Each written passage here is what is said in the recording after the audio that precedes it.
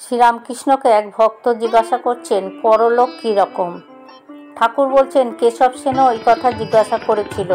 যতক্ষণ মানুষ অজ্ঞান থাকে, অর্থাৎ যতক্ষণ ঈশ্বর লাভ না হয়, ততক্ষণ জন্মগ্রহণ করতে হবে। কিন্তু জ্ঞান লাভ হলে আর এ সংসারে আসতে হয় না, পৃথিবীতে বা অন্য কোনো লোকে যেতে হয় না। কুমোরেরা হাঁড়ি রোদ্রে শুকোতে দেয়, দেখোনি? তার ভিতরে পাকা হাঁড়ি, কাঁচা হাঁড়ি সব থাকে। গরু টরু চলে গেলে হাঁড়ি কতক ভেঙে যায়।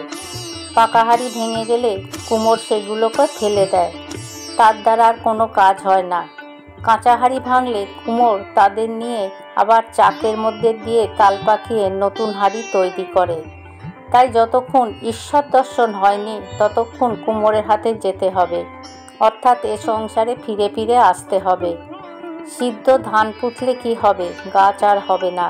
মানুষ জ্ঞানাগ্নিতে সেদ্ধ হলে তার দ্বারা নতুন সৃষ্টি হয় না, সে মুক্ত হয়ে যায়।